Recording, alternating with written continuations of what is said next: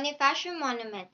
This monument is built for the bravery and nationalism of Andres Bonifacio, the founder of the Katipunan. This is for the time he fought for independence against the Spanish colonial. Going to discuss the Horace Higgins Hall and Penitential Festival. So the Horace Higgins Hall, it is used to be a two-story storage building of the Manila Railroad Company, which is kilala ngayon bilang Philippine National Railways or PNR. It was named after Horace Linwood Higgins, yung unang general manager ng MRR. Itinayo ito noong 1929 for the records of the Manila Railroad Company on the first floor and the stores department and printing offices on the second floor. Exhibits such Dobbs number 17 or the NETA and the presidential car ABB-1 were formerly on display beside the Higgins Hall during the early 80s. ABB-1 was transferred to the Totooban Terminal after being given a marker for its historical significance. Ordineta was also transferred there until it was brought back beside the Higgins Hall for the centennial anniversary of the Philippine National Railways in 1992.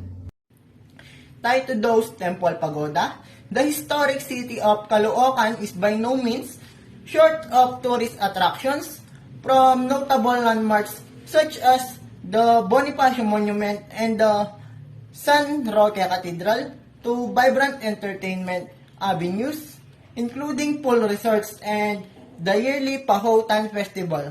The city's most prominent landmark depicts the battle between the Katipunan Patriots and the Spanish Conquistadores on August 3, 1896. Pamaypay ng Caloocan. This is one of the highlights of the city's Foundation Day, showcasing the use of the pamaypay, a handheld phone in English, as a traditional tool for cooling the heat.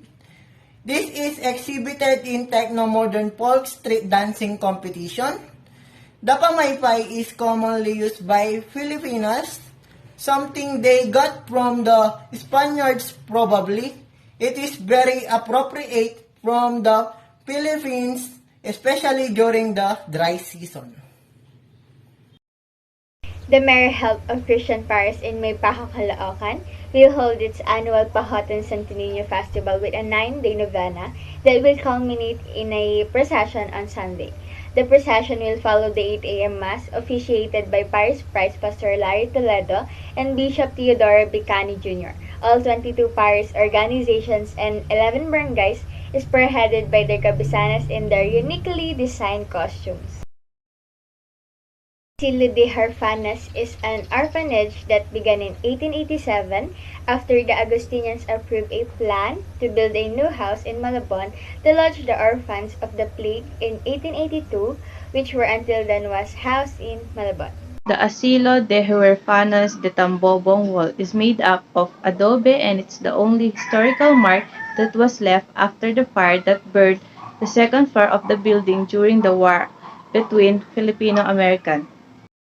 Luglugan Pansit Malabon Festival, held on the 10th of December, considered as one of its kind culinary festival in Metro Manila. The main feature of the event, other than street dancing and marching band exhibition, is the presence of the giant bilaos of Pansit Malabon. San Jose de Nabotas Parish Church. This is the oldest parish church in Nabotas. It was built in 1838 to 1862. It was canonically erected on July 1, 1859. It was in 1860 under the helm of Rip Father Matias Nabwa that the main altar was completed. The cemetery was inaugurated and the belfry was erected. Right from the start, the parish boasted of a spacious churchyard. Navotas Centennial Park. It is a waterfront park that opened on January 16, 2006, during the celebration of the 100th anniversary of Navotas City. This is where the annual Pangisdaan Festival is held. Pangisdaan Festival.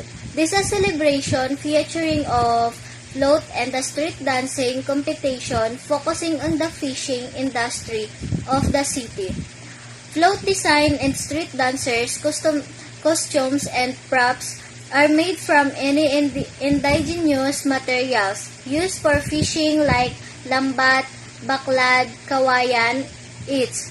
This is held every January 11 to 16.